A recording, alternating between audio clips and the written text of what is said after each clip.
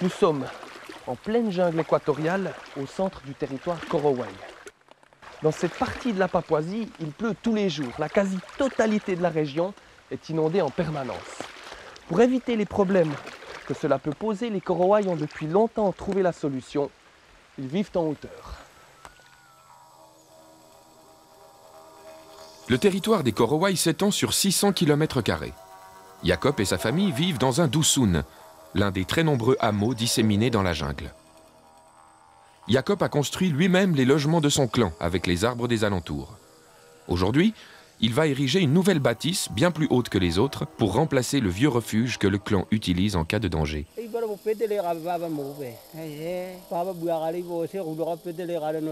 C'est tout là-haut, au sommet de cet énorme arbre de fer, que Jacob et son oncle Mbelouf ont choisi d'installer leur futur abri. Jacob est probablement âgé de 35 ou 40 ans. Lui-même ne le sait pas. On ne vit pas vieux chez les Korowai, moins de 50 ans. Jacob, en tout cas, possède encore suffisamment de vigueur.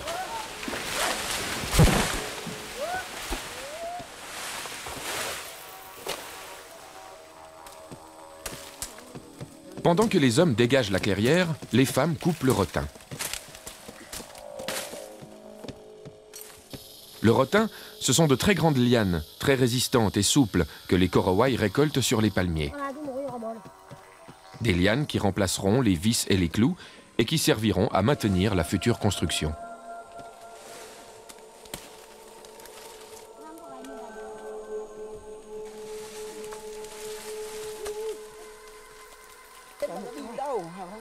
Avant de construire une maison dans les branches, il faut d'abord penser à l'échelle.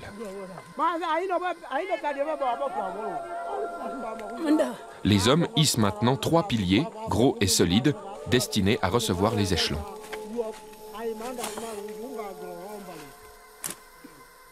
Jacob et son oncle ont porté leur choix sur un wambun, un arbre de fer de plus de 40 mètres de haut. Ramené sur place, le rotin va servir de ligature pour fixer les premiers échelons.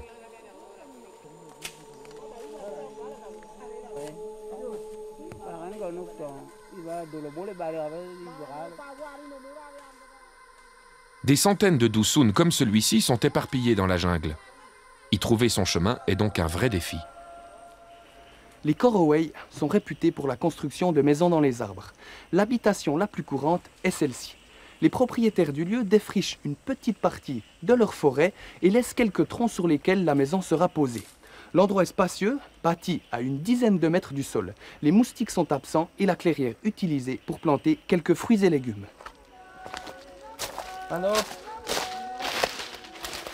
L'humidité rend ces maisons vulnérables. Pour elles aussi, la vie est courte. 2 années au plus avant qu'elles ne pourrissent.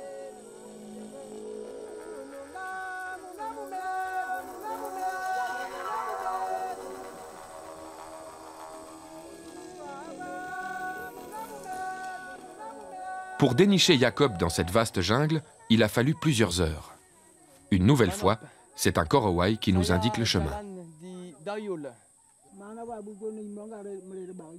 L'homme connaît bien Dayo, l'endroit où vivent Jacob et son clan. Mais l'homme a aussi le sens de l'hospitalité.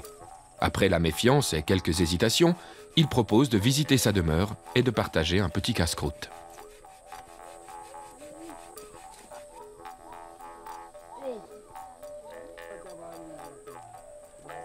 Il s'appelle Bolum et il vit ici avec sa femme Mamioul.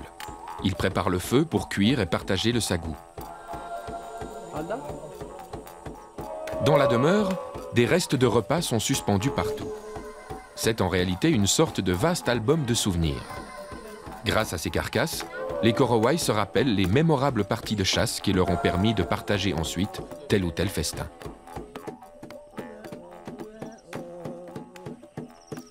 La fille et le petit-fils de Mamioul et Bolum se joignent au repas, curieux de voir qui s'est perdu dans ces contrées éloignées où seuls 1 à 2 étrangers au maximum passent chaque année.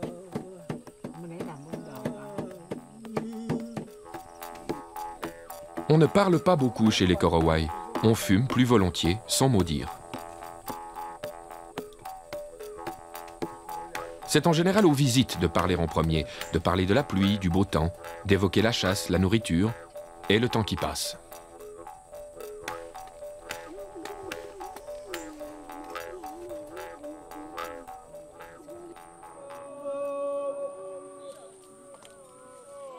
Pendant ce temps, le clan de Jacob poursuit l'élévation de la maison haute, la Kshaïm comme il l'appelle.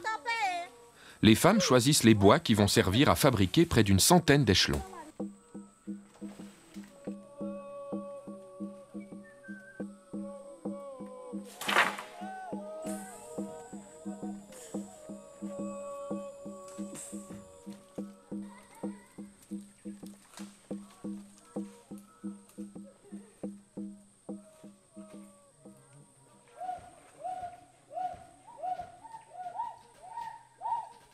L'échelle prend forme. Elle devient impressionnante. Le haut des premiers piliers se situe déjà à près de 8 mètres.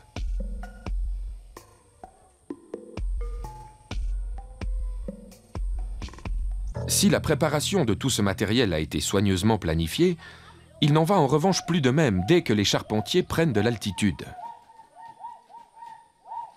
Pour poursuivre l'ascension, l'équipe doit en effet improviser. Les raccordements s'effectuent désormais de façon aléatoire, en fonction des branches à disposition.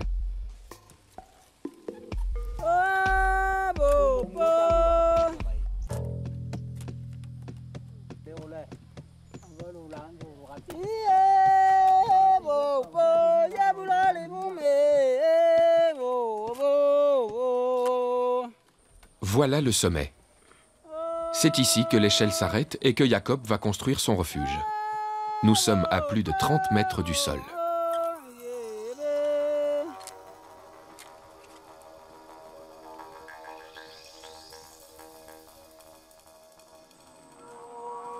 La famille de Jacob a travaillé toute la journée précédente et mangé les dernières victuailles. Ce matin, il faut donc faire des provisions pour assurer la poursuite du chantier.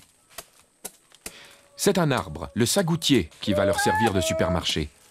Les Korowai vont en extraire le sagou, l'élément de base de leur nourriture, leur féculent par excellence. Jacob a jeté son dévolu sur un sagoutier de 10 mètres de haut et de 80 cm de diamètre. Malgré l'imposante stature de l'arbre, il faudra moins d'une demi-heure à Jacob pour en venir à bout, grâce à sa grande maîtrise du bûcheronnage.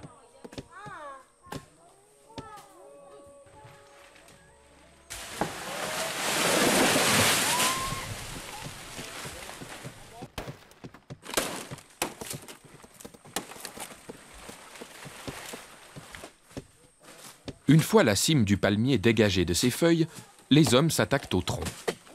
Ils enlèvent la première couche de l'écorce afin de pouvoir ensuite partager le tronc en deux et accéder à la fibre à l'intérieur du sagoutier.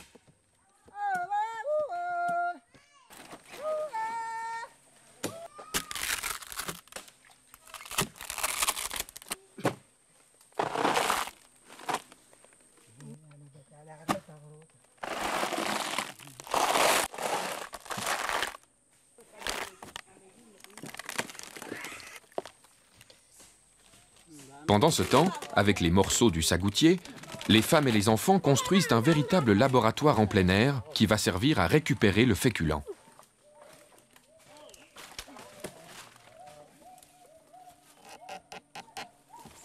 Il faudra en effet râper l'intérieur du tronc, mouiller les copeaux, puis récupérer la fécule par filtrage au moyen d'une écorce souple que les femmes installent soigneusement.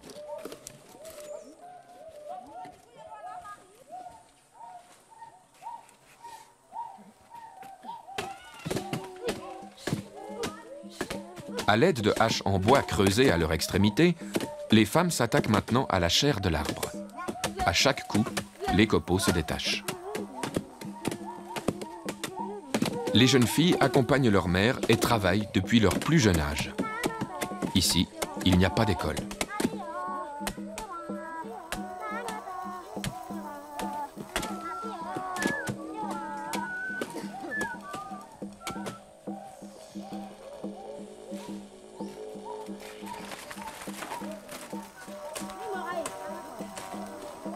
Les copeaux sont ramassés et amenés petit à petit vers l'installation de filtrage.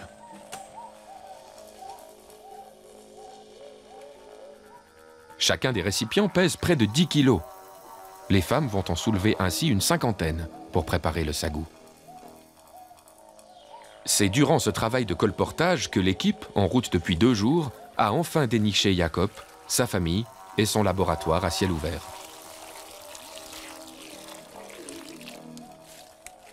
Une petite usine à sagou. À part le rotin récolté en chemin, tous les matériaux sont ramassés sur place ou proviennent directement du palmier abattu. Une fois la farine récoltée et le travail achevé, le chantier sera abandonné et pourrira rapidement. Il ne restera aucune trace et aucune pollution. Les Korowaï répètent ces gestes centenaires 2 ou 3 fois par mois et se procurent ainsi l'essentiel de leur nourriture. Les femmes malaxent et compressent les copeaux dans l'eau. Ensuite, elles jettent cette sciure vidée de son amidon.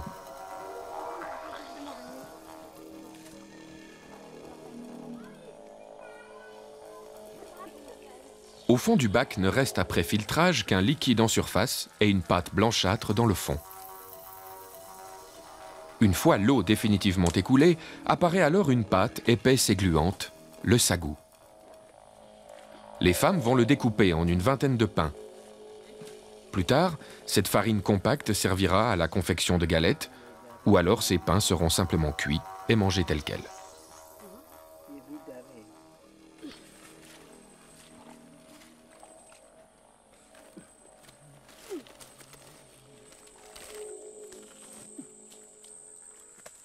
L'apport en protéines indispensable à tout être humain, les Korowaï l'assurent par leur consommation quasi immodérée de larves de coléoptères. Voici un sagoutier, abattu il y a 1 mois.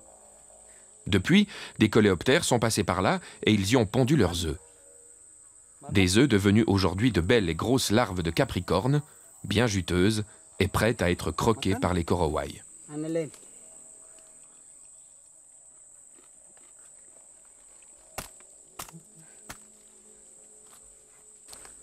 Un ver à sagou qu'on trouve dans les sagoutiers déjà abattus ou alors dans les jeunes qui sont en train de pourrir. Il est en train de se transformer en coléoptère, mais toujours à l'état de larve, et c'est ici un plat de luxe. Il faut lui écraser la tête pour pas que ça morde la langue, et on le mange.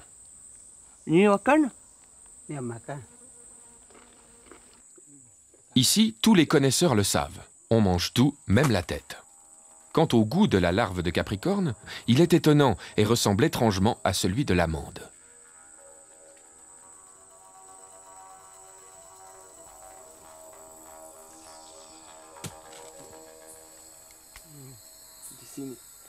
C'est le soir. La nuit, les Korowaï partent volontiers à la pêche. Habituellement, ils utilisent leurs torches en bois, mais la lampe frontale suscite le plus vif intérêt de Jacob.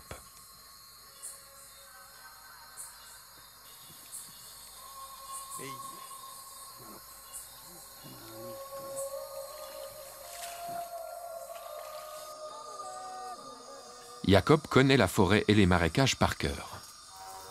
Comme il tombe 10 fois plus d'eau dans cette région de la Papouasie qu'en Europe, l'humidité est très importante.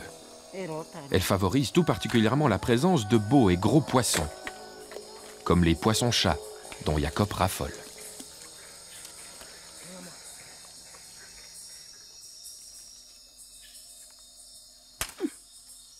L'ennui avec le poisson-chat, c'est qu'il possède 3 terribles dards dorsaux et pectoraux. Le venin qu'ils contiennent est paralysant et très douloureux. Pourtant, Jacob n'hésite pas à les casser avec les dents.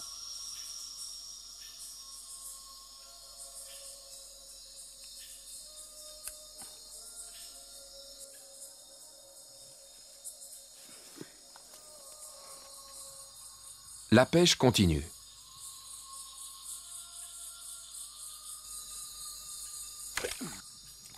Cette fois-ci, c'est une très belle prise, un gator. La chair de ce poisson est succulente. De plus, ce qui n'est pas le moindre des avantages, il n'est pas du tout dangereux, pas de dards ni d'épines. Jacob aime aussi les crevettes. Il y en a plusieurs espèces dans ces marais. Celle-ci est assez grande. Elle mesure une vingtaine de centimètres. Mais cette nuit-là, il n'y a pas que les animaux aquatiques qui sont en alerte. Ce piège a été posé au bord du marécage pour attraper les petits animaux qui passent par là. C'est un écureuil volant qui s'est laissé prendre par le collet. Nous allons le libérer pour lui donner une deuxième chance. Il était certainement en train de chercher des larves dans les bambous des environs.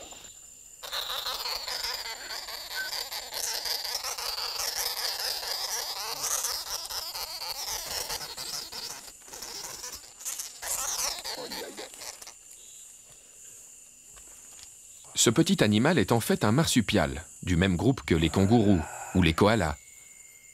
Rien d'étonnant à cela, car la Papouasie se situe sur la limite séparant les espèces animales asiatiques et australes. L'écureuil volant a les pattes prises dans une cordelette qu'il faut couper délicatement afin de le libérer. Ça y est. Voilà. Pour planer, il a des grandes membranes qui relient les pattes arrière aux pattes avant. Il s'élance d'un tronc à l'autre et peut ainsi se déplacer sur de grandes distances assez facilement.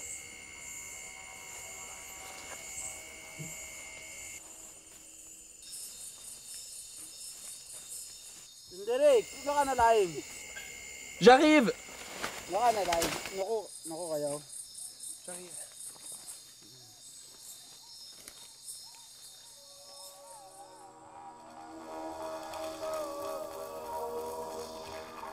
Cela fait 3 jours maintenant que le chantier de l'abri a débuté.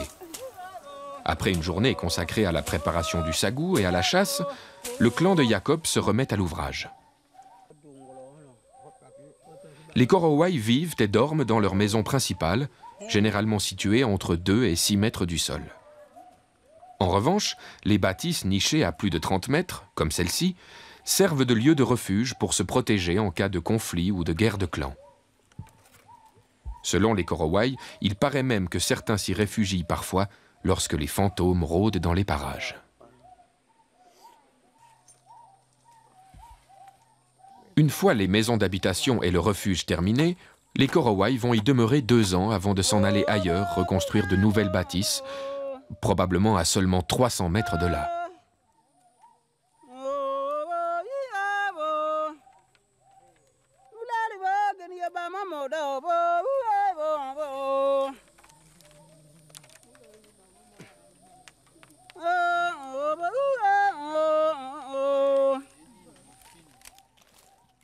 Pour enrichir encore davantage la nourriture en protéines, les femmes vont pendant ce temps chercher quelques insectes. De grosses sauterelles feront l'affaire. Elles sont cachées le plus souvent dans les herbes et dans les plantes.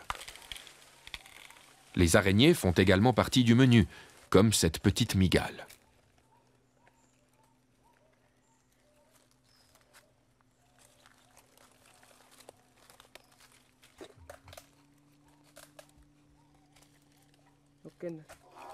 D'autres arachnides n'ont rien à craindre. Vu leur taille, elles ont plutôt tendance à décourager les Korowai. Idem pour les scorpions, dont les piqûres douloureuses provoquent de grosses fièvres. D'autres encore, comme les sauterelles et les phasmes, se sont spécialisés dans l'art du camouflage. Leur immobilité et leur faculté à se fondre dans le décor les rendent difficiles à voir. Cette sauterelle a trouvé le moyen pour ne pas servir de repas aux Korowai et par la même occasion pour passer inaperçue aux yeux de ses prédateurs. Elle se fond dans la végétation et imite à la perfection les feuilles d'un arbre. Une sur le dos, légèrement en biais, verte foncée, et 2 sur les côtés pour protéger les ailes. Elle est presque invisible.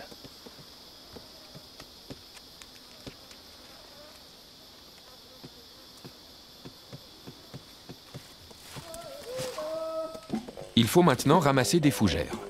Ces plantes feront office de légumes pour accompagner les prochains repas. Malgré le foisonnement d'espèces végétales, seules quelques plantes et quelques rares fruits sont comestibles. Pour nous, l'aide des Korowai est donc indispensable pour ne pas cueillir n'importe quoi. «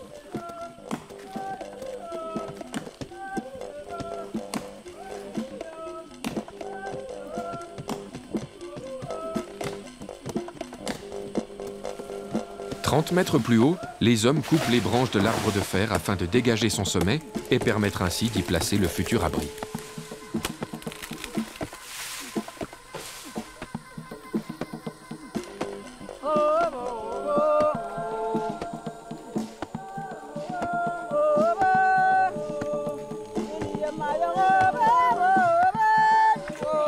les hommes chantent. Ces mélopées ne sont pas qu'une manifestation de joie, c'est aussi le moyen qu'utilisent les Korowai pour informer les autres clans de l'endroit où ils se trouvent et de ce qu'ils sont en train de faire.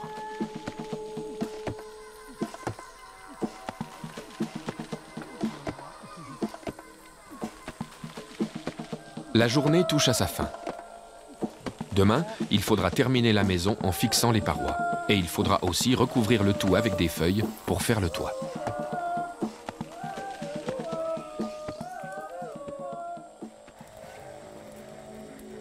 Avant de se coucher, chacun chez soi, les Korowai préparent le souper en émiettant du sagou. Samblep est le chaman du clan. Il prépare le repas avec sa compagne. Elle est plus jeune que lui de 20 ans. Sur le sagou, Mambil ajoute les insectes frais du jour. Puis, elle les enroule dans une feuille de bananier et fait cuire le tout à même le foyer. Un feu placé au centre de la maison.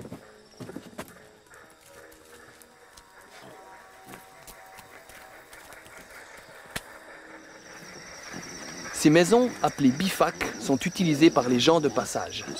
Si on fait partie du clan à qui appartient l'endroit, on peut s'installer sans autre. Au repas, sandwich de sagou avec larves, sauterelles et fougères.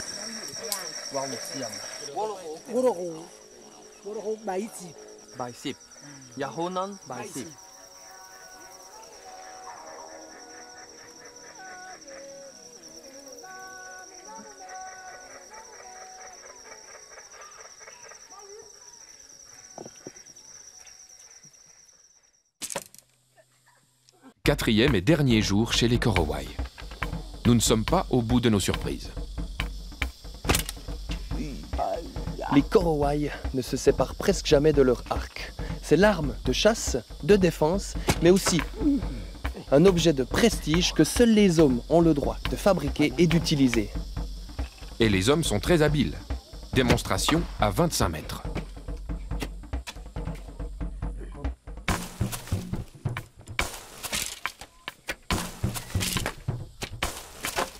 Ça y est, Jacob a réussi et vient du même coup de lancer un défi à son ami Yamon. Pour le troisième tireur, ça risque en revanche de se compliquer.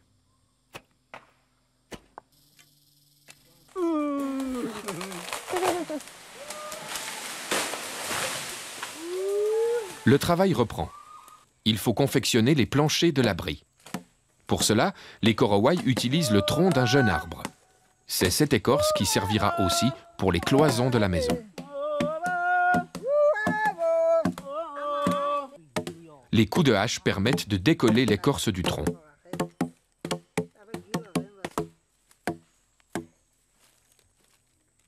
L'écorce se détache ensuite très facilement.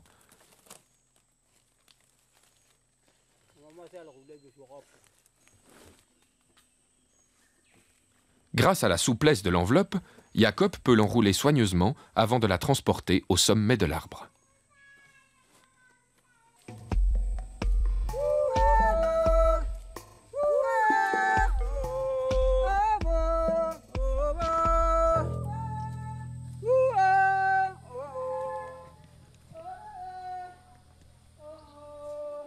Le soleil tape fort. Il est un peu plus de midi. C'est l'heure de grimper tout là-haut, loin du sol, pour assister à l'achèvement des travaux. Mais tout d'abord, c'est l'occasion de tester la rigidité de cette vertigineuse échelle en bois.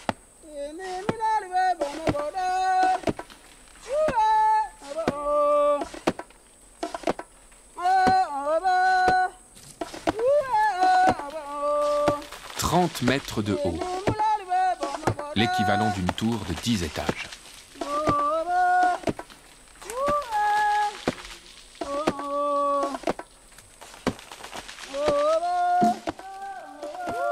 Les Korowai auront réussi l'exploit de monter et de descendre plus d'une quarantaine de fois cette échelle en à peine 4 jours.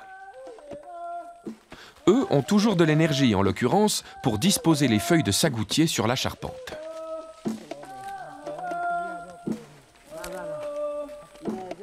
Juché sur le faîte du toit, Jacob fixe les derniers éléments. Des feuilles qui brunissent très vite au soleil, mais qui conserveront pourtant leur étanchéité durant plusieurs mois.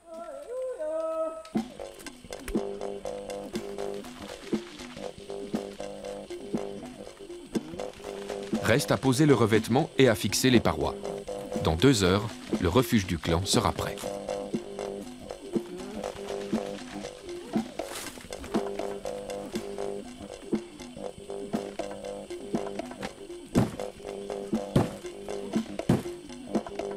À l'heure qu'il est, les Korowai sont probablement les derniers habitants des arbres sur l'île de Nouvelle-Guinée. On ne connaît pas leur nombre, vraisemblablement entre 3000 et 5000 individus. Les obstacles naturels pour tenter de les rejoindre et la relative indifférence du gouvernement indonésien pour cette région expliquent le flou qui entoure leur recensement. D'une certaine manière, c'est peut-être là leur chance.